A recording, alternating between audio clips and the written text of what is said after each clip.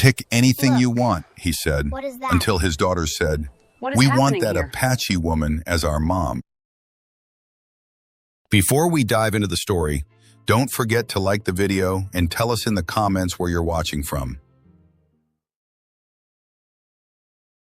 The plains north of Fort Bridger carried a late-season chill that settled into clothing and stiffened hands even before the sun dropped. Elias Rourke guided his wagon along the dirt track at a steady pace, observing the faint frost forming in shaded patches near the brush line. His daughters sat close together on the seat, wrapped in thick blankets. June kept her chin tucked into the fabric, while Hannah watched the lanterns of the traveling supply caravan ahead with quiet interest.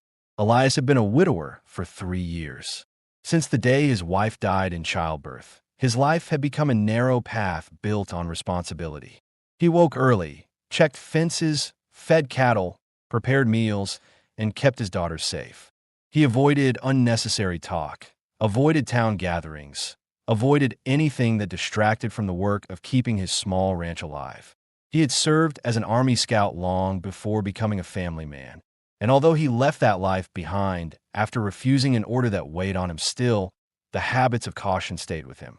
He arrived at the caravan just as the traders were finishing their final transactions. Lanterns hung from wagon frames, casting unsteady light across crates of tools, sacks of beans, folded blankets, and coiled rope. A few men shouted prices while others hammered shut lids or tied down loads. Horses shifted on the far end, their hooves pressing into cold dirt. Elias stepped down from the wagon slowly, feeling the tightness in his back from the week's labor. He unloaded the grain he intended to trade and carried it toward the caravan leader, who counted the sacks with a quick nod. Elias turned toward a row of tools laid out for inspection. He selected a hinge, tested it with his thumb, and weighed whether it would stand up against the wind that often battered his barn door. His mind moved ahead to the chores waiting at home, splitting more wood, repairing June's coat sleeve, checking the stovepipe before snow settled for good. He was focused on these tasks when he heard a strained breath from somewhere behind the tool crates. It wasn't loud, but it carried a kind of tension that made him look up. June heard it too and shifted her stance, leaning slightly forward. Hannah's small hand tightened around her sister's wrist. Elias lifted his eyes toward the source of the sound. Near the back of the caravan, a young Apache woman stood beside 2 tired horses. The rope around her wrist was tied loose, but it was still rope. Her dress was torn across one shoulder. Dirt marked her forearms and the edges of her clothing. Beadwork hung unevenly on the damaged fabric. Her posture showed exhaustion, legs braced just enough to stay upright, arms held close, breathing shallow. She watched the ground but kept track of movement around her with small, precise shifts of her eyes. The caravan handler pushed a crate aside without looking behind him. The sudden motion forced her to step back quickly, which she did without complaint, though her shoulders tightened as if expecting a strike. June whispered, "She's scared." Hannah pressed closer to Elias's coat. She didn't speak, but the worry in her eyes was clear. Elias observed the woman carefully. She showed no signs of aggression or resistance. She looked like someone who had traveled too far without rest, someone who had reached the limit of what her body could endure. He turned back to the tools, telling himself he had no reason to get involved. He needed stability for his daughters. Bringing in a stranger, especially one who had been passed through caravans, was not part of his plan. The caravan leader walked over, rubbing his hands together to warm them. "You brought good grain, Rourke. Pick whatever you want in return." Elias gestured toward the box of hinges and nails. "These will work." The man nodded, ready to finalize the deal, but the girls' voices stopped the moment. Hannah whispered, "She looks cold." June added, steadier, "We want her. We want that woman as our mom." Elias felt a sharp pull in his chest. He turned to his daughters first. Their expressions were open, serious, and afraid for the woman. Then he looked back at her. She had not heard the girls, but she stood with the same drawn posture, hands trembling lightly at her sides, face showing the strain of trying to remain upright. He looked at the caravan leader. "Why is she tied?" "Picked her up after a raid in the foothills," the man said, shrugging as if none of it mattered. "Camp burned. Survivors scattered. She was alone. We don't have time for trouble. If you want her, take her. Saves us hauling her to the next stop. Elias disliked the casual tone. He disliked the implication that she was an object rather than a person. Most of all, he disliked the faint memory it stirred. Another woman he once failed to help during his army days, a moment he had never spoken about to anyone. He stepped around the crates and approached the woman slowly, making sure she could see his hands. She didn't back away. She didn't lift her chin. She just watched him with a tired, guarded expression. He drew a small knife from his belt and said quietly, "I'm cutting the rope. You're safe." He placed the blade carefully against the cord and sliced through it. The rope fell to the ground. She didn't rub her wrists. She simply lowered her hands, unsure of what came next. Her breathing changed slightly, not easier yet, but no longer held tight. Elias lifted his chin toward the wagon. "Come with us. You won't be hurt." Her eyes met his for the first time. He saw fear mixed with uncertainty, but also something else, an awareness that she no longer had the strength to walk anywhere on her own. She stepped toward the wagon slowly, using the side rail for balance as she climbed up. June moved aside immediately. Hannah offered a blanket with both hands. The woman accepted it without lifting her gaze, pulling it tightly around her shoulders. Elias returned to the driver's seat, took a steady breath, and snapped the reins gently. The horses began pulling the wagon away from the caravan. The night air grew colder as they traveled, the sound of the wheels blending with the distant cry of a coyote. No one spoke. The only movement came from the woman adjusting the blanket and the girls watching her with quiet concern. Elias kept his eyes on the road, mind turning through the consequences of what he had just done. He didn't regret it, but he understood the weight of it. He had brought a stranger into his home, a woman whose past he didn't yet know, a woman who had already endured more than most men could survive.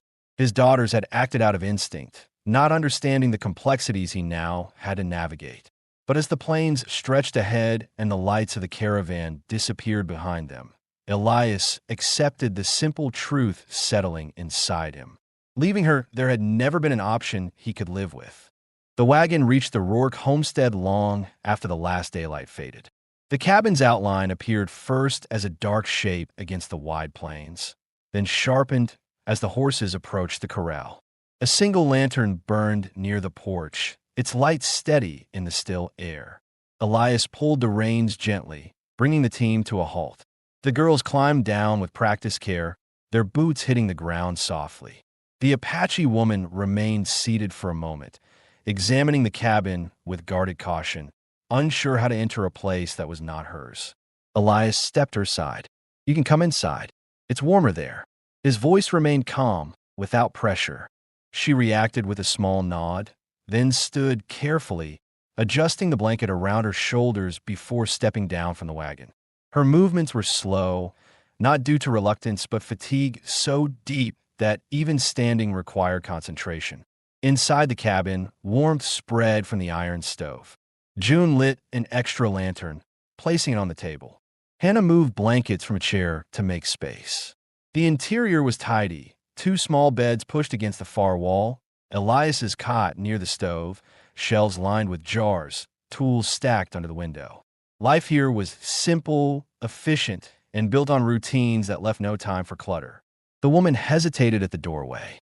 The scent of wood smoke and cooked beans filled the air, a smell she recognized but had not felt safe around in weeks. Elias noticed her uncertainty and stepped aside so she would not feel cornered. She entered slowly, taking in every detail, weighing whether the quiet inside was genuine or temporary. Elias set a pot on the stove. "There's food left from earlier. It's not much, but it's warm." She didn't answer, though her eyes followed the steam rising from the pot. Hunger pulled at her, but she waited, unsure if she had permission to approach the table. Hannah placed a tin cup on the bench and filled it with water. She looked at the woman without fear. "You can drink. It's clean." The woman accepted the cup carefully, her fingers shaking as she lifted it. The first sip steadied her breathing. The second eased the tension in her shoulders. June sat on the edge of her bed, watching closely, trying to understand how someone could look so strong and so unsteady at the same time. She spoke quietly, as though raising her voice might startle their guest. "What's your name?"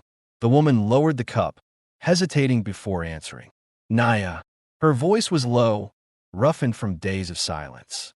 Elias stirred the pot, listening. He didn't turn, not wanting her to feel scrutinized. He served her a small bowl of beans and set on the table without pushing it toward her. She stepped forward only when she felt certain no one expected anything from her except to eat. While she ate, Elias finally allowed himself to study her more closely. Her face held bruises that were fading, but still visible. Her arms showed the thin marks of rope that had been tied too often in recent days. She sat straight, even when exhausted, as though lowering her posture would be a sign of weakness she couldn't afford. He asked nothing. Not yet. He didn't want to force her to relive anything on the first night. The girls eventually settled into their beds. Hannah kept watching Naya with half-closed eyes, as though afraid she might disappear if she looked away. June whispered something to her sister, then pulled the blankets up to her chin. Elias stood by the stove, rubbing warmth into his hands. He glanced at Naya's thin clothing, at the torn fabric near her shoulder, at the way she kept her feet close together for warmth. He opened a chest near his cot and took out a folded wool shawl. "You can use this tonight," he said, placing it on the corner of the table. "The nights get colder out here." She stared at the shawl for a moment, unsure whether accepting it meant some obligation she didn't understand. When she finally reached for it, her movements were slow, as if testing whether the offer would be withdrawn. "You'll sleep there." Elias pointed to the far corner of the cabin, where he had placed a spare blanket on the floor earlier. "It's not much, but it's safe." The word safe made something shift in her expression. Not relief, but a small release in the lines around her mouth. A visible acknowledgement that she understood the difference between temporary shelter and genuine refuge. Naya sat on the blanket, adjusting her borrowed shawl. She scanned the cabin a final time, checking door, window, stove, distance to the girls, as if creating a map she needed for rest. Elias poured himself a small amount of water and stood in the quiet room, aware of her presence in a way he hadn't expected. Her silence didn't press into the space. It settled, cautious and uncertain, but without threat. He spoke once more before putting out the lantern. "No one here will ever hurt you. That's the only rule this home has." She lifted her eyes. She didn't thank him. She didn't smile. But the tension in her posture eased a fraction, enough to show she had heard him clearly. When the lantern went dark, the room filled with the soft breathing of 2 children and the crackling of the stove. Naya lay awake a long time, listening for danger out of habit. Elias lay awake too, listening to her adjust her blanket and settle into a space she hadn't asked for but needed. Neither of them spoke again, but the uneasy silence slowly changed shape, something no longer built on fear, but on the first thin layer of trust forming between strangers who needed more from each other than they knew how to say. A pale strip of light appeared along the eastern horizon before anyone spoke. The stove had burned low during the night, leaving a faint warmth that clung to the cabin's wood walls. Elias rose first, careful not to wake the girls. He moved with practiced quiet, pulling on his boots, adjusting his coat, and checking the firebox to judge how much kindling he needed. The air inside the cabin held the cold of early dawn, enough to make his breath show when he leaned forward. Naya stirred in the corner, lifting her head slightly, but not sitting up. She looked around with the alertness of someone who had spent many nights in unsafe places and did not yet trust morning light. Her blanket had slipped halfway down, and she pulled it back around her shoulders without meeting Elias's eyes. He nodded once, acknowledging her presence without forcing conversation. He opened the door and stepped outside. Frost covered the ground in a thin layer that cracked softly beneath his boots. The horses stood near the fence, breath rising in slow clouds. He crossed the yard to the pump, working the handle until cold water splashed against the metal bucket. The temperature stung his hands, but he kept moving, knowing the animals needed water before the sun warmed the day. By the time he stepped back inside, June was awake, hair messy, blanket wrapped around her shoulders. She rubbed her eyes and looked toward Naya before saying anything. "Did you sleep?" June asked quietly. Naya paused. "Enough." Her answer was short but genuine, surprising even to her. It had been the first night in weeks where she hadn't been tied, shoved, or forced to flee. Hannah woke next, tucking her feet beneath her body as she sat up. She scanned the room, saw Naya still there, and relaxed. Hannah's relief carried a softness that didn't need words. She simply rose and moved to help her father without hesitation. Elias set the pot on the stove and poured in water. The crackle of kindling replaced silence as he worked. Naya watched him, not out of suspicion, but out of a need to understand the rhythms of this place. She didn't know what was expected of her yet, and studied every movement for clues. She rose slowly, holding the blanket around her body with one hand. Her legs ached from days of travel and nights spent in harsh conditions. She stepped toward the table, but kept a respectful distance from the stove. Elias turned slightly when he noticed. "You can sit if you want. The room warms faster if no one stands near the door." She obeyed, lowering herself onto the nearest chair. The wood was worn smooth by years of use. Her fingers gripped the edge as she adjusted her posture. She didn't want to seem idle, but she also didn't know which tasks she was allowed to touch. June brought her a tin cup of warm water. "It helps in the morning." Naya accepted it with both hands, feeling heat seep into her fingers. She nodded in thanks, but did not speak. Elias watched from the stove. He saw the guarded way Naya held herself, the quick glances toward the windows, the small movements that revealed she was still ready to run if danger appeared. He didn't tell her she was safe. He had said that once already. Trust took time, and he would not press her for anything she wasn't ready to give. Breakfast was simple, porridge stirred until thick, eaten without ceremony. Hannah swung her legs beneath the bench while she chewed. June ate more slowly, observing Naya with thoughtful interest. Halfway through the meal, Naya set her bowl down and spoke softly. "I can work." Elias lifted his eyes. "You don't have to today." She shook her head. "I want to help." The words carried determination she had not shown the night before. He considered her for a moment. She needed purpose as much as she needed rest. He understood that. A person stripped of everything held onto responsibility as a way to recover a sense of self. "We'll go slow," he said. "Just the simple things." Naya nodded once, grateful her offer had been accepted, but relieved she would not be pushed too hard. After breakfast, the girls bundled into their coats to gather eggs from the chicken coop. Naya followed them outside, the shawl tight around her shoulders. The yard looked different in daylight. Wide pasture, low hills in the distance, a small corral beside the barn. She paused to take it in, grounding herself in a space that was no longer hostile. June held the coop door open. "Watch your step. The ground's slick." Naya stepped carefully, noting the uneven frost. Hannah crouched near the nesting boxes, lifting one egg at a time with serious concentration. Naya watched the girls work, observing their teamwork, their ease with the land, their comfort despite the cold. For the first time since arriving, she felt a faint shift inside her, an awareness that she was standing in a place where children moved without fear. Elias approached from the barn, carrying a small rake. "The corral needs clearing. Only if you feel steady enough." Naya nodded. "I can do that." She took the rake, testing its weight, then walked toward the corral gate. Her steps were measured but not weak. The cold air sharpened her senses, and the simple task gave her a direction she hadn't had in weeks.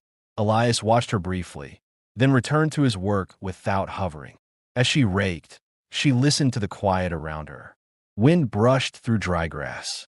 Chickens clucked near the coop. The girls laughed about something unexpected. Elias hammered a loose board on the fence with steady rhythm. These sounds were new to her, sounds of a place where people lived without running. When she finished, she rested both hands on the rake, catching her breath. Elias walked over and examined her work with a nod. "You did well," he said. "Thank you." His voice carried no judgment, only acknowledgement. She straightened, surprised by how much those two simple words mattered. Before she could answer, Hannah tugged at her sleeve. "We want to show you the creek later. It's not far." Naya looked down at the little girl's hopeful expression. Her instinct was to stay distant. Attachment complicated survival. Yet Hannah's invitation was gentle, without expectation, and something in Naya's chest eased at the thought of walking somewhere without being pushed or dragged. She nodded. "All right." Hannah grinned, running to tell June. Elias watched the exchange quietly, understanding more than he said. Naya wasn't just recovering strength. She was beginning to allow the idea of belonging to form, even if she didn't recognize it yet. The morning moved on, and for the first time since joining the Rourke family, Naya felt the weight of fear lift just enough for her lungs to fill fully. It was not safety she believed in yet. It was possibility. The afternoon settled over the Rourke ranch with a muted calm that spread across the yard and drifted into the fields beyond. The frost had melted into thin streaks of water along the fence posts, and the ground softened slightly under the late-day sun.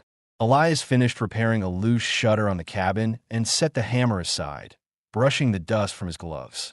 He noticed Naya standing near the corral, her posture firm but uncertain, as though she was trying to determine her place in a space that still felt unfamiliar.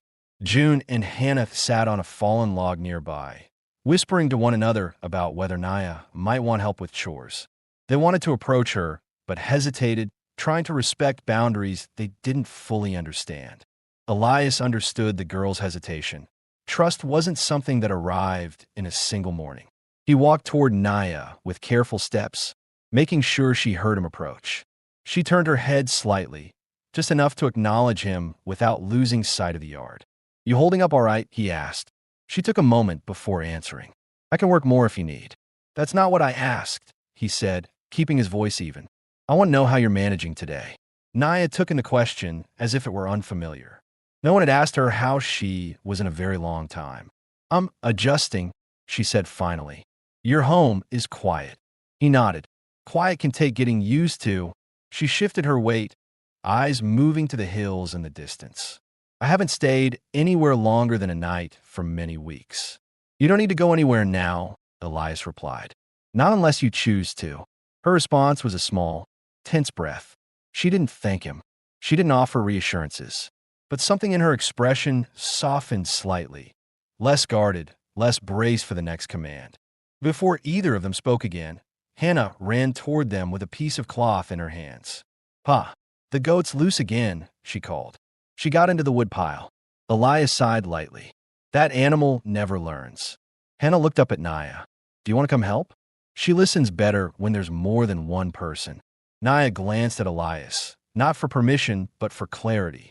He gave a small nod. "Go with her if you feel up to it." Naya followed the girl toward the barn. The goat bleated loudly near the stacked logs, knocking pieces loose with her horns.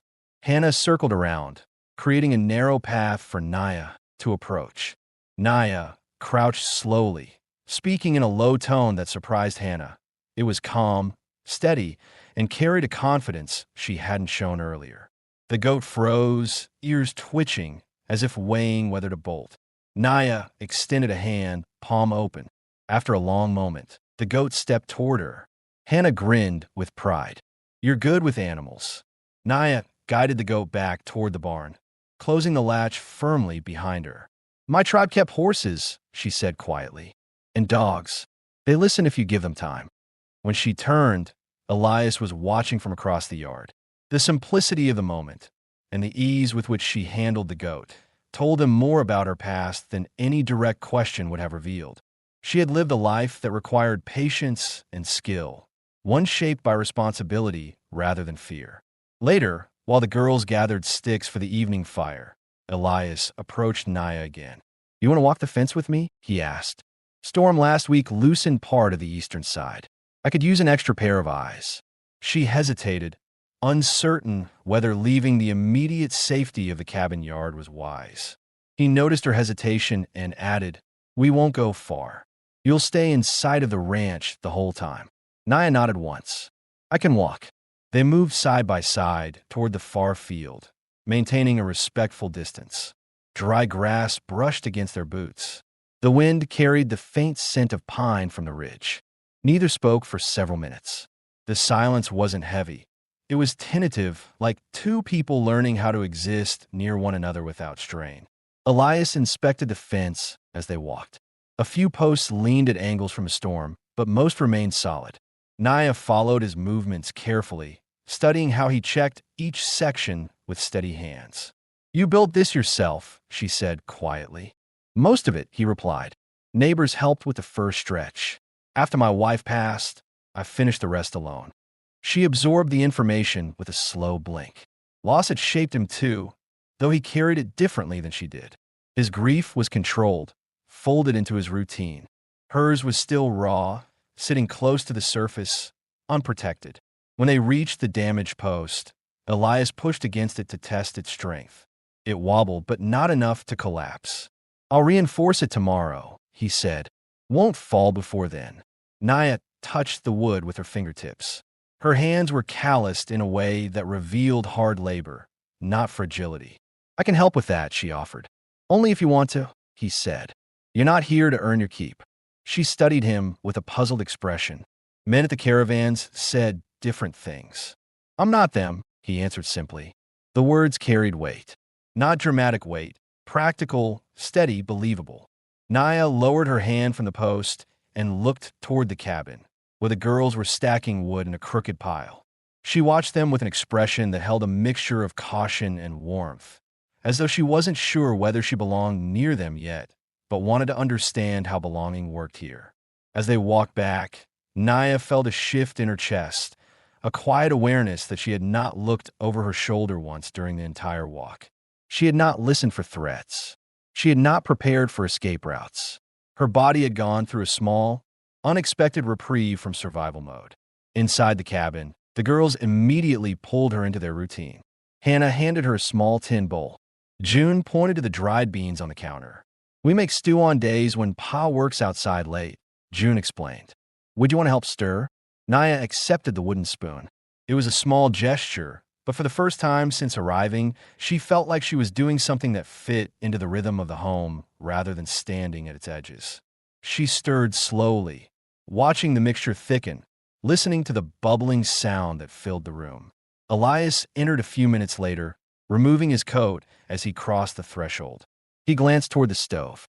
Naya lowered her gaze, uncertain whether she had overstepped by taking part in the cooking. "You did that right," he said.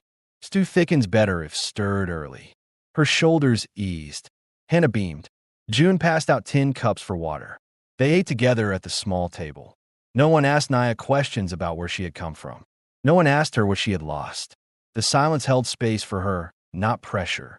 Elias watched her eat slowly, as if learning how to let her stomach adjust after too many days of scarcity. When dinner ended, Naya helped rinse the bowls in the basin. She did it without being told, moving with quiet diligence. The girls whispered to each other about how she hummed softly under her breath. A simple tune without words, something instinctive rather than planned. Elias stepped outside to check the animals before nightfall. Naya followed him to the doorway, stopping just short of stepping out. "I can help tomorrow," she said, voice steady. "With whatever you need." He studied her carefully. She wasn't offering out of fear. She wasn't trying to earn a place. She was choosing to participate in a small life she hadn't expected to find. "We'll figure out together," he said. Naya closed the door gently. Inside, the girls had already placed a blanket for her in the corner, arranged more neatly than the night before. She stared at the soft folds, unsure how to accept the kindness. For the first time since the raid that shattered her world, she felt her chest loosen. Not fully, not permanently, but enough for her lungs to fill without pain. The cabin no longer felt like a temporary shelter. It felt like the beginning of something she had not dared imagine. The sun rose through a thin veil of morning haze, giving the yard a muted brightness that softened the sharp lines of the fences and the roof shingles. Elias stepped out early, his breath visible in the cool air. The ground had hardened overnight, leaving a brittle crust over the soil that cracked under his boots. He checked the horses first, brushing frost from their backs and tightening the straps on the feed trough. The animals snorted softly, recognizing his familiar presence. Inside the cabin, Naya folded the blanket she had used with deliberate care. She smoothed the edges, as if assuring herself she had left no trace out of place. Her sleep had been fragmented. Several times she woke abruptly, listening for danger, but she had rested better than she expected. The girls slept deeply in their small beds, one curled toward the wall, the other sprawled with one arm over her blanket. They looked peaceful in a way that tightened Naya's throat unexpectedly. She stood, pulled the shawl around her shoulders, and stepped outside. The cold hit immediately, but she welcomed it. It kept her alert. She scanned the yard from habit. Barn doors secure, corral closed, no strangers in sight. Only after confirming everything remained undisturbed did she walk toward Elias. He noticed her approach, but didn't stop brushing the horse. "Morning," he said, brushing a loose strand of mane from his glove. "Sleep all right?" "I slept enough," she answered, voice steady. He nodded once, not pressing for more. He understood the difference between rest and safety. "I'm checking the west pasture today. Fence line goes far enough that it'll take a few hours." She studied his posture, the way he braced his shoulder when tightening a strap. "Do you want help?" "Only if you feel ready," he replied. "It's a long walk." "I can do long walks," she said quietly. He believed her. The strength beneath her calm was unmistakable. The girls came running out moments later, wearing coats that were only half buttoned. June carried a wooden pail. Hannah held 2 small cloth wrappings. "We packed food for the walk," Hannah announced proudly. Naya blinked, surprised they considered her part of the outing. June held out the pail to her. "You can carry it if you want. It's not heavy." Naya hesitated, then accepted it. The simple act pressed unexpectedly into her chest. Not the weight itself, but the assumption she belonged enough to carry their things. Elias noticed her pause, but said nothing. They left the yard in a slow, steady pace. Elias walked ahead, checking the ground for prints or signs of animal activity. Naya stayed beside the girls, adjusting her steps so Hannah's shorter legs could keep up. The land stretched wide. Open plains, patches of dry brush, the faint shape of distant foothills. The wind carried a clean, crisp smell that mixed with the earth beneath their boots. As they walked, June pointed out a cluster of rabbit tracks leading toward a burrow. "Pa says those tracks mean they were running," she said. Naya knelt to observe them closely. The spacing was irregular, the prints angled sharply. "They were chased," she said. "Something frightened them." "Coyotes?" Hannah asked. "Could be," Naya replied. "Or dog from the hills." The girls looked impressed. Elias heard the exchange and allowed a faint smile to pull at the corner of his mouth. Naya's skills were becoming clear, not loud, but sharp, practical, shaped by a life spent reading the land. They reached the first fence section. The post stood firm, the wires stretched tight. Elias ran his palm along the top beam, checking for looseness. Naya observed his method carefully. He explained quietly, without assuming she knew or didn't know. "Snow weighs down the wire. When spring melt comes, it can pull the posts apart." She nodded, running her hand along the wood to feel how it had weathered. "We check fences every season," she said. "My family repaired breaks before they got large." He paused. "Your people lived near foothills?" "North of here, past the ridge," she replied. "Not anymore." He didn't push the conversation further. Her voice held enough finality that he understood the line she had drawn. The next section of fence showed signs of strain. A strong gust must have loosened one side. Elias knelt and began tightening the lower wire. Naya set the pail aside and crouched beside him.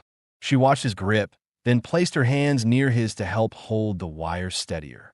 He glanced at her briefly. "You know how to mend fence?" "Yes." She pressed her weight against the post, keeping it steady while he worked. Everyone worked. No one was too young or too old. Their hands brushed once when passing the tool. It was unplanned, light, and brief, but it caused both to pause. Elias cleared his throat quietly and continued working. Naya pretended not to notice the shift inside her chest. The girls wandered a short distance away, picking up smooth stones and placing them in their pockets as if collecting treasure for later. Their laughter carried across the field, soft and unforced. When the fence was secured, Elias straightened his back with a slow exhale. "Good work," he said to Naya. She didn't answer, but the faint lift in her shoulders showed she heard him. They moved deeper into the pasture as the sun climbed. The land opened even wider here, revealing long stretches of dried grass and scattered patches of sagebrush. A hawk circled above, its shadow passing briefly over their boots. At a narrow bend in the fence, Elias stopped suddenly. "Tracks," he murmured. Naya crouched beside him. A set of deep prints cut across the field, heavy enough to flatten the grass entirely. Her pulse tightened.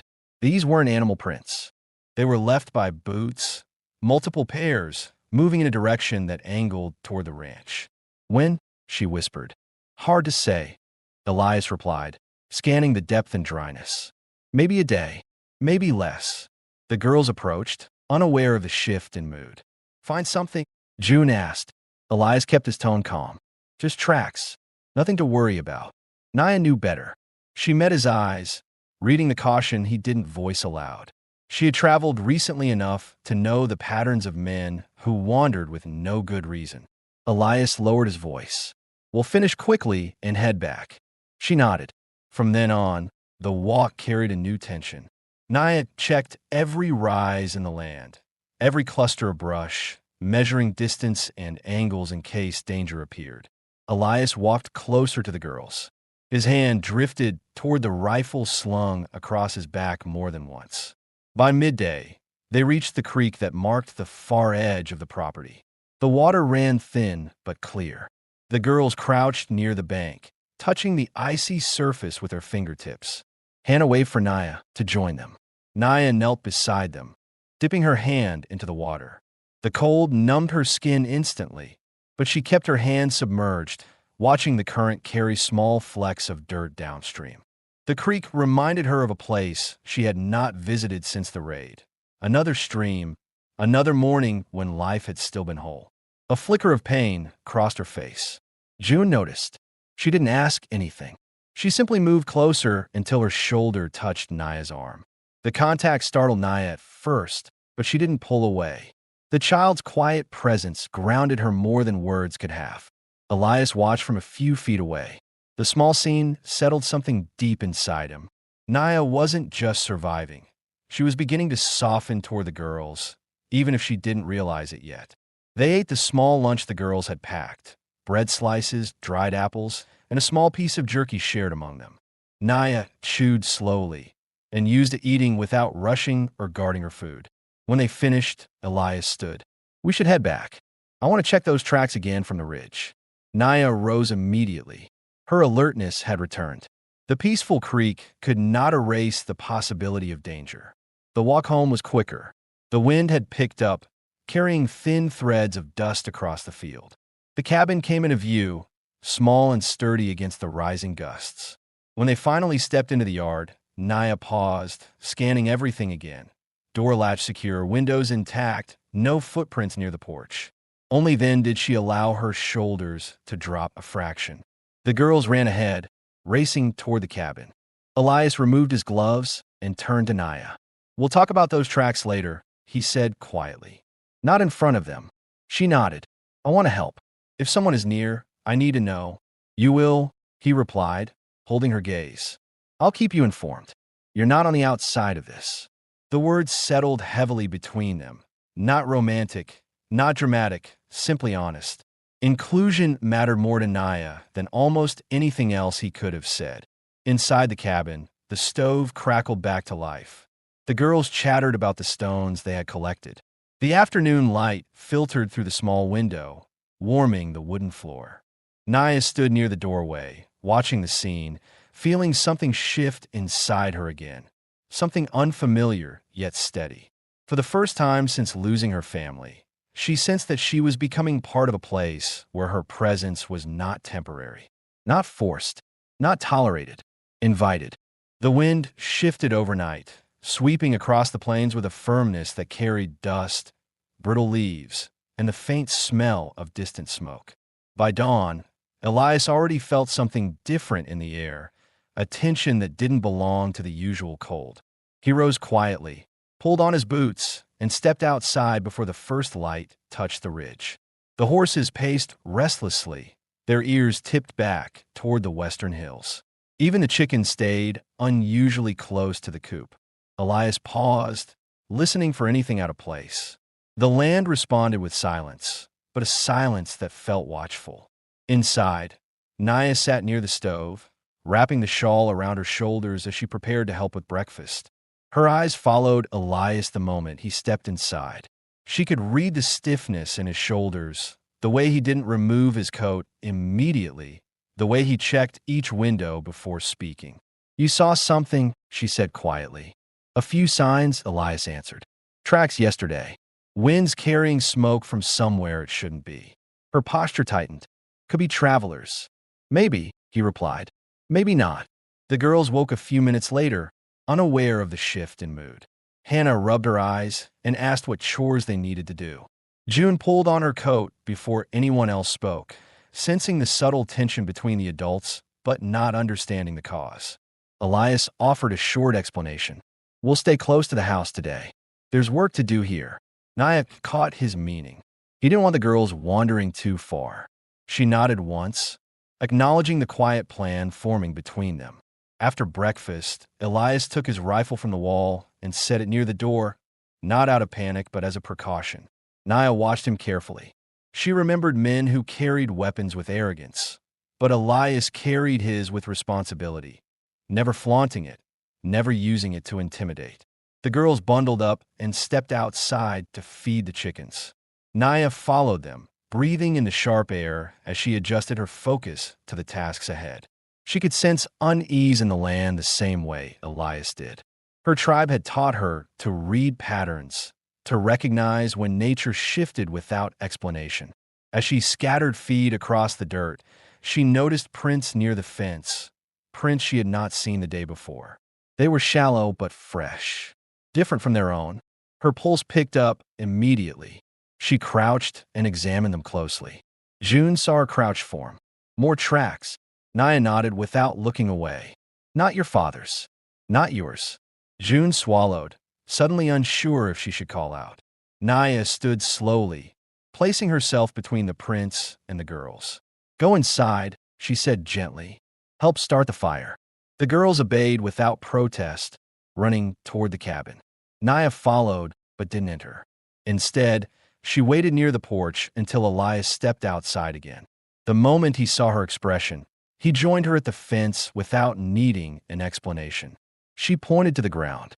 "Fresh." He studied the tracks. His jaw tightened. 3 men. Maybe 4. "How close?" she asked. "Close enough that we keep everyone inside today." Naya didn't argue. She understood the seriousness of unseen visitors near an isolated ranch. "Are they watching?" she asked. "Hard to say," he replied, "but they were headed toward the ridgeline. That's enough to make me cautious." She took a slow breath, letting the information settle. She had encountered enough dangers recently to know that caution could save a life.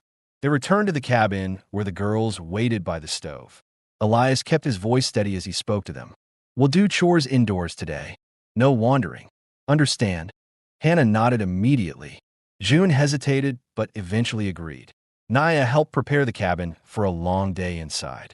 She checked the water basin, stacked wood near the stove, swept dirt from the floorboards, and made sure blankets were within reach.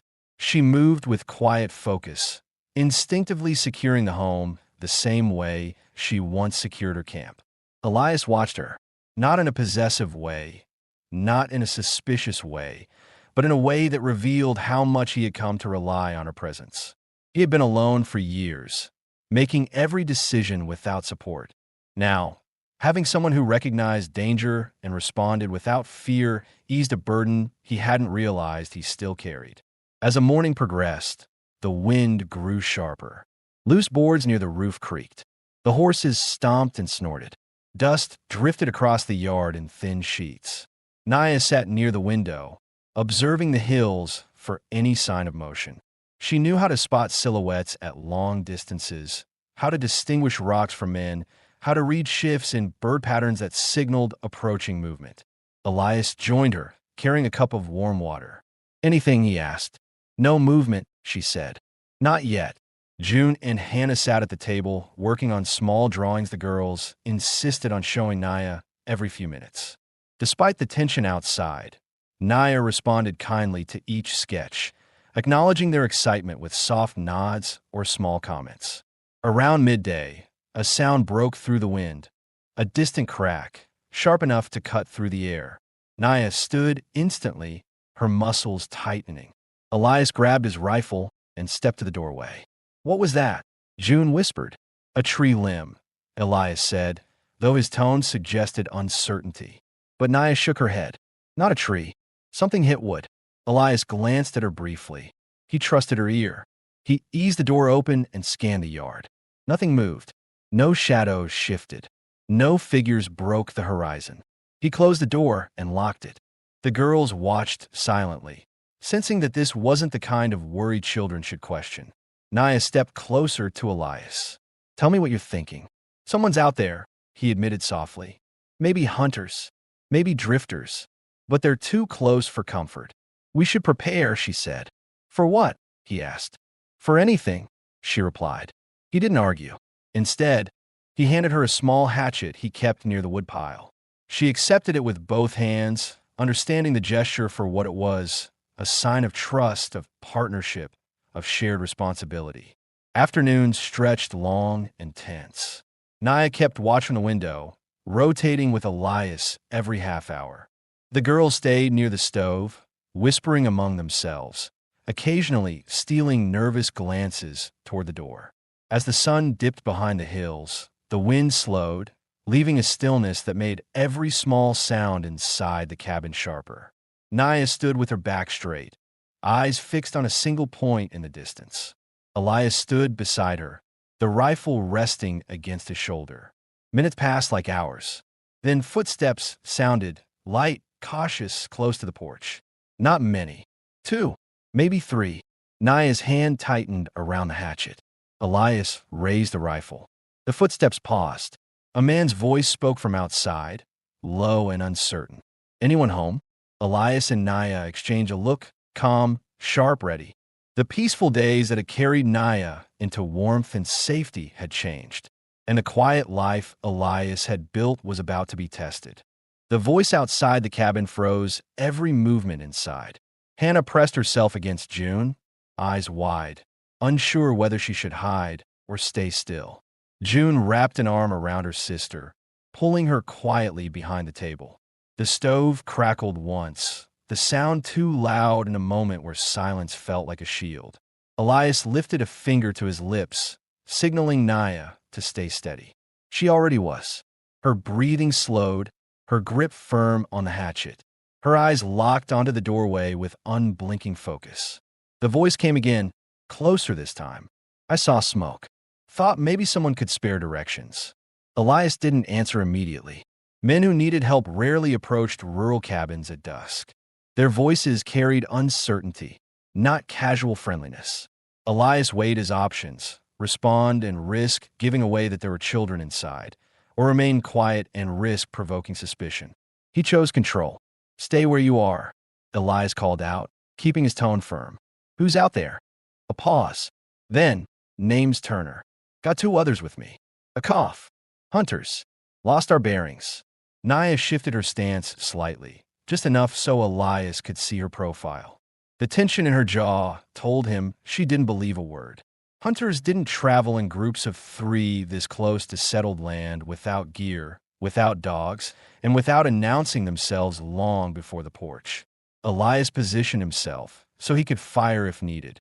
He didn't want violence, not with the girls watching, not with someone like Naya, who had already lived through too much, but he would not allow strangers to step into his home unchallenged. "State your business," Elias said. "Sun's down. This isn't visiting hour." "We're cold," the man answered. Didn't ask for much, just some heat and a bit of water. A soft crunch of boots on hardened soil followed. The men had moved closer. Elias recognized the sound of deliberate placement. Men trying not to startle, but also trying to intimidate by proximity. Naya stepped near the window and pulled the curtain aside just enough to see without being seen. Her eyes scanned the shapes standing outside. 3 silhouettes, shoulders angled inward, hands near coats where weapons might be hidden. "They're lying," she whispered. Elias nodded once. He opened the door only a crack, keeping the rifle visible. The cold hit immediately, carrying dust and the faint odor of sweat and stale tobacco from the men outside. Turner stood closest, a tall figure with a heavy coat, beard untrimmed, eyes tracking every movement inside the cabin. The two behind him kept their hands low, not openly threatening, but not relaxed either. "You lost?" Elias asked again, voice controlled. Turner forced a smile that didn't reach his eyes. "Snow 2 nights back covered our trail. Hard to follow anything in this weather." "No snow fell here," Elias replied. Turner's false smile vanished. His eyes hardened. "Look, friend, we're just trying to get by." Elias stepped out slightly, blocking the interior from the men's view. "You have a camp?" "No." "You have horses?" "Close enough." Elias tightened his grip on the rifle, then returned to them. "You're not staying here." Turner took a small step forward. "Not even for a cup of water?" "You heard me," Elias said. "Move on." The two men behind Turner whispered to each other. One shifted his weight, glancing toward the cabin with too much interest. Turner's gaze followed. "You got others inside?" he asked, pretending curiosity but revealing intent. Elias didn't answer. His silence was enough. Turner's eyes sharpened. Heard voices. "Keep walking," Elias warned. Inside, Naya held the hatchet behind her leg, ready to move the second anything changed. She saw Hannah trembling behind the table and positioned herself so the girl would be shielded if men forced their way in. Naya's heart beat with tense, controlled speed. Not panic, but readiness. She had faced danger before. She would not run this time. Turner tested boundaries again. Cold night to be stubborn. Elias lifted the rifle barrel slightly. Cold night to make a mistake. The standoff stretched. Wind kicked dust across the men's boots. The sky dimmed further, shifting from blue to ash. The tension sat thick between all of them, waiting for someone to break it. Finally, Turner muttered, "We ain't causing trouble. Just remember we asked polite." He stepped back. The other two followed, their silhouettes shrinking as they moved toward the darker edge of the yard. Elias didn't lower the rifle until their shapes disappeared beyond the fence line. Naya closed the curtains. Her chest rose and fell once, slow, deep, measured. Not relief. Calculation. Elias locked the door and turned to the girls. "You two all right?" June nodded, still gripping Hannah's hand. Hannah whispered, "Are they coming back?" Elias kneeled, so he met their eyes. "Not tonight, but we'll stay alert." The girls clung to him for a moment before going to the stove, seeking warmth and routine to steady themselves. Naya stayed near the door. Her eyes stayed fixed on Elias, watching the small tremor in his left hand, the one he thought he hid well. "They weren't lost," she said. "I know. They were looking," she continued, voice low, "for a place to take from." Elias exhaled slowly. "They saw that we're not easy to approach. That might send them on." "It might not," she countered. Their eyes held. Neither looked away. He spoke first. "We'll prepare. Nothing happens to this home while I'm breathing." Her expression shifted, part doubt, part respect, part something deeper. "I'll help," she said. "I won't let them near the girls." "I know you won't." He meant it. She read the sincerity and steadied herself around it. The rest of the evening passed with quiet purpose. Elias reinforced the doorframe with spare boards he kept behind the cabin. Naya moved a chair under the window to observe the yard without being seen. June and Hannah filled water basins, stacked blankets, and whispered instructions to each other like two small soldiers determined to do their part. Elias lit a second lantern but dimmed it into a low glow. Too much light would reveal silhouettes. Too little light would leave them blind. He checked the rifle, loaded each chamber carefully, and placed it within reach. Naya watched the steps he took, understanding them as signals of a man who had lived through violence and refused to let it reach his daughters. She felt a rare certainty form in her. She belonged in this moment, in this protective circle, not as an outsider, but as someone who would stand between danger and these children. When the girls finally fell asleep, curled together on one bed, Naya took the first watch by the window. Elias sat at the table, listening for movement outside. Hours passed. The land stayed quiet, but the quiet did not erase the truth. Someone had found their ranch. Someone had measured their defenses. Someone might return. As the lantern flickered, Naya thought of the day the raid shattered her life. The smoke, the shouting, the feeling of being hunted through the trees. She tightened her grip on the hatchet. This home would not meet the same fate. Not while she breathed. Not while she still had strength in her hands. And sitting across the room, Elias came to the same conclusion. They were no longer strangers, facing uncertainty alone. They were two people ready to fight beside each other. The night stretched long, holding the cabin in a suspended stillness that neither Elias nor Naya trusted. Outside, the wind had settled, leaving the land unervingly quiet. The animals in the corral stood close together, their silhouettes barely visible through the dim lantern glow that seeped around the curtains. Even the usual distant howl of coyotes stayed absent, as if the creatures themselves sensed something prowling beyond their territory. Naya sat near the front window, eyes fixed on the faint outline of the fence. The hatchet rested balanced across her knees. She had taken the first watch without argument, insisting Elias rest for at least a portion of the night. He hadn't slept. He'd only pretended for the girl's sake. His cot creaked softly as he stood and crossed the room, stopping behind her. "You should sit," she whispered, not turning. "Your shoulders stiff." "It always stiffens before weather changes," he replied. "Not from a man." "I can keep watch," she said. "I won't miss anything." He lowered himself into the chair beside hers. "We'll watch together." She didn't argue. The quiet between them was steady, shaped by necessity rather than comfort. Elias studied the land, while Naya listened for subtle sounds, a twig snapping, fabric brushing, boots in the dirt. Her breathing stayed even, her gaze sharp and disciplined. After several minutes, Elias finally asked the question he'd been holding back. "You recognized those men's intentions the moment you saw them." "How?" Naya kept her attention on the yard. "Men who mean harm don't hide it well. Their movements are too quiet. Their eyes shift too often. Their hands stay close to weapons. And they show interest in houses where women and children might live."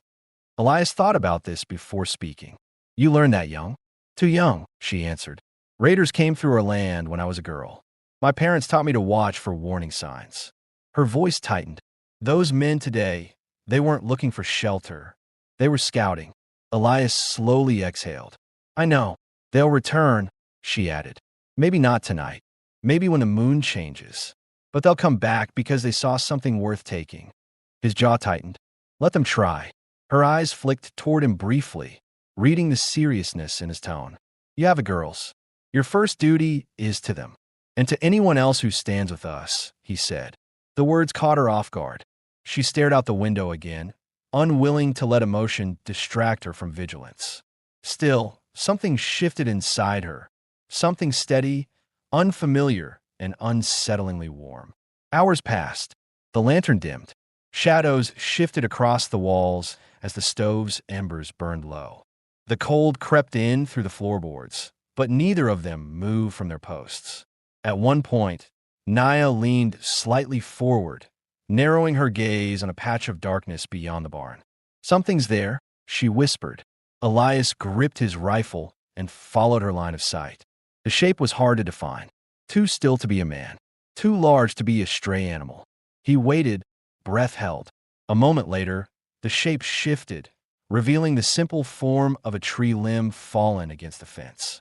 He lowered the rifle with a slow, controlled exhale. Naya let out a breath as well, though hers came with a trace of frustration. "My mind reads danger into every shadow." "That's not a flaw," Elias said. "It's how you've stayed alive." Naya closed her eyes for a moment, fatigue showing in the subtle slump of her shoulders. "I don't know how to stop watching for danger. Even here." "You don't have to stop," he said. "Not now. Not while there's reason to stay alert." She opened her eyes again, meeting his gaze for the first time in hours. In that brief moment, something unspoken passed between them. Recognition, respect, and a shared understanding that survival had shaped them both. The first hint of dawn finally appeared as a faint gray behind the ridge. The light flattened the shadows in the yard, making shapes easier to read. Naya straightened, adjusting her grip on the hatchet. Elias stood and moved to check the door. The cabin felt less suffocating now that darkness was thinning. "We should look around before the girls wake," Naya said. "We will," Elias replied. Quietly, they stepped outside when the sky began to brighten. Frost covered the yard in uneven patches. Elias scanned the ground immediately, checking for new prints. Naya walked ahead, studying the earth with deliberate care. She stopped suddenly. "Here," she said, pointing to a narrow track near the edge of the barn.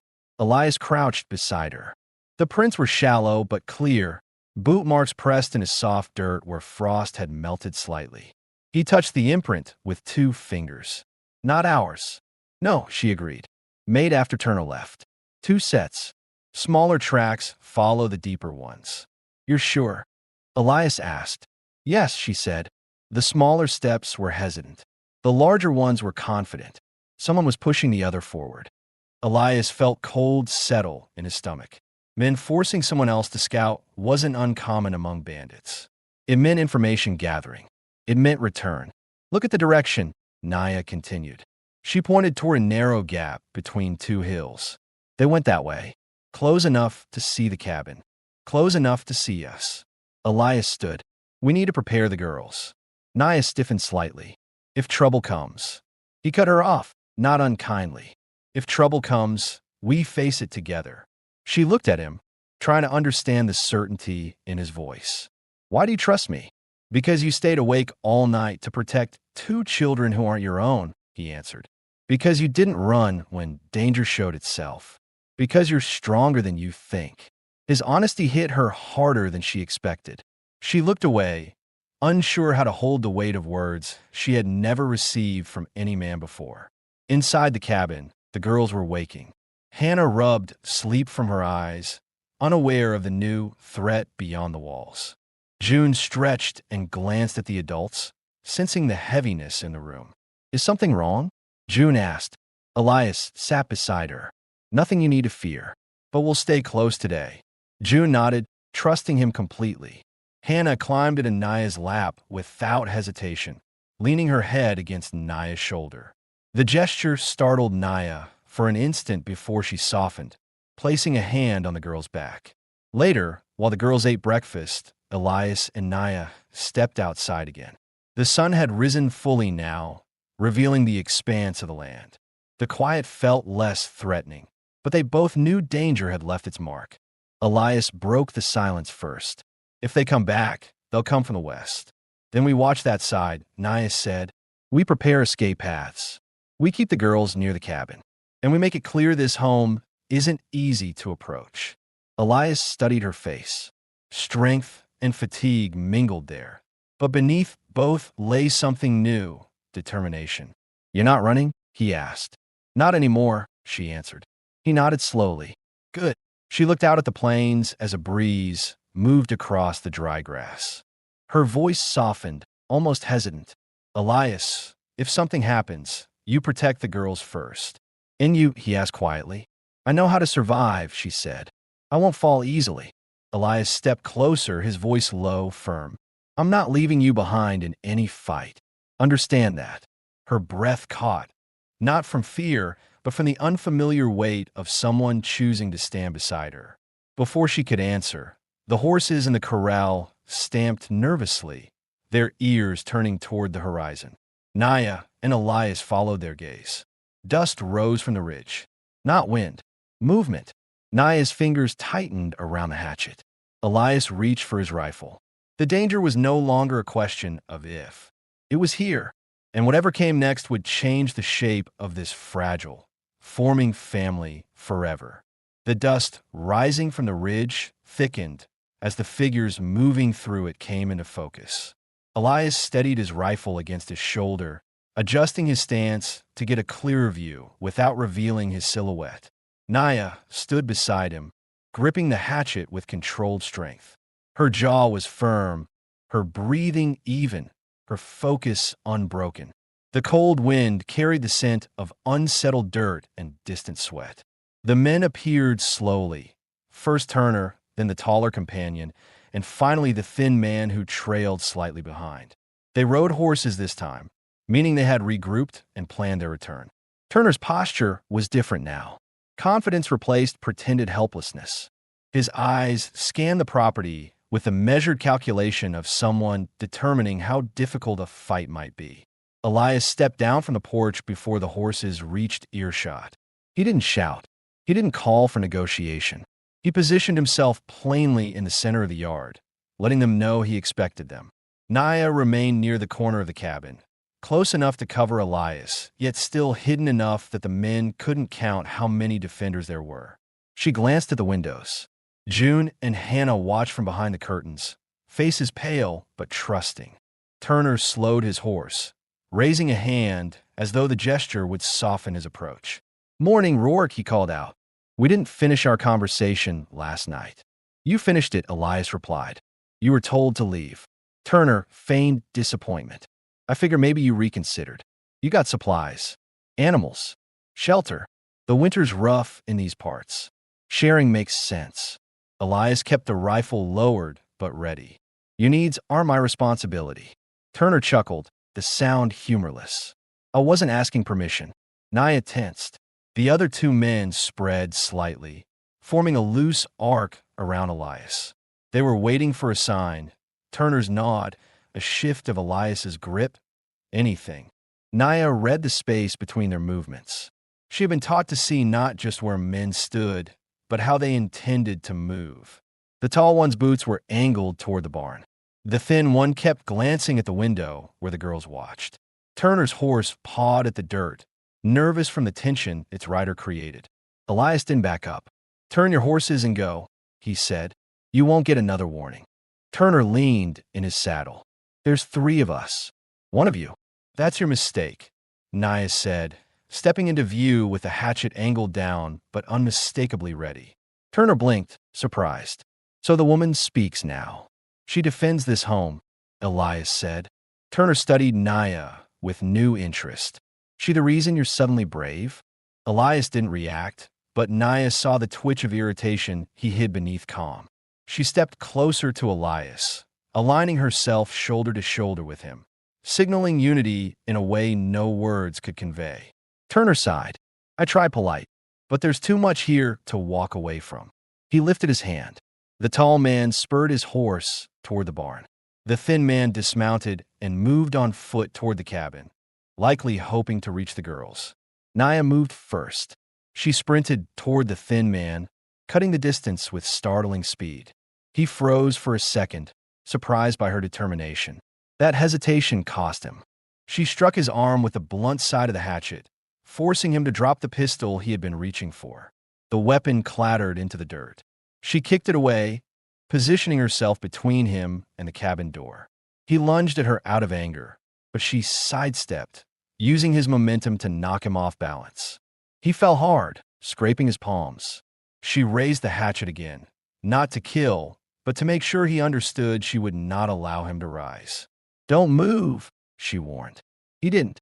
Elias faced Turner, who now raised his revolver toward him. The tall man near the barn circled, unsure whether to charge or retreat. Elias kept his rifle steady, eyes fixed on Turner, ignoring the shaking horse beneath the man. "You shoot," Elias said calmly. "You won't get a second shot." Turner hesitated. Elias's voice held no fear, only certainty. "Let's settle this," Turner growled, one-on-one. "There's no settling," Elias answered. "Turn around and leave." Turner pulled the trigger. The sound cracked through the yard like a slap of thunder. The bullet tore a line through Elias's coat, but missed flesh. Elias fired back instantly, aiming for Turner's hand rather than his chest. The shot hit clean. Turner's revolver flew from his grip, landing several feet away. Turner shrieked, clutching his wounded hand.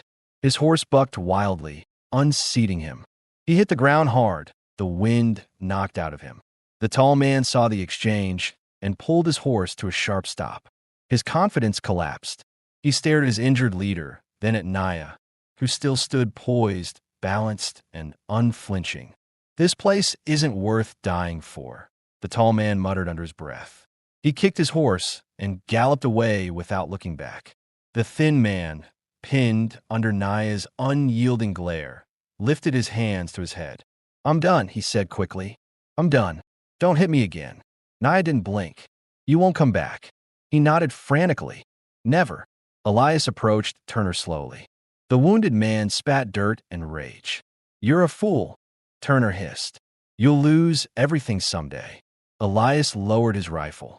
Maybe, but not today, and not to you. Turner glared up at Naya with spite. He'll regret taking you in. Sooner or later, he'll regret. Naya stepped forward before he finished. I lived through worse men than you, she said calmly. And I don't run anymore. Turner's expression cracked, revealing something beneath the bravado, fear. Genuine, sharp fear. Elias grabbed Turner by the collar and hauled him to his feet. Take your friend and go. If either of you shows up again, I won't aim for your hand. The thin man stumbled to help Turner mount his horse. Within seconds, both men were galloping across the ridge, leaving behind a churned path of dust and humiliation. When the last trace of the horses disappeared, Naya lowered the hatchet. Her hands trembled for the first time since danger began. Not from weakness, but from the sudden flood of the moment ending. Elias stepped toward her. You all right? She nodded, swallowing hard. You?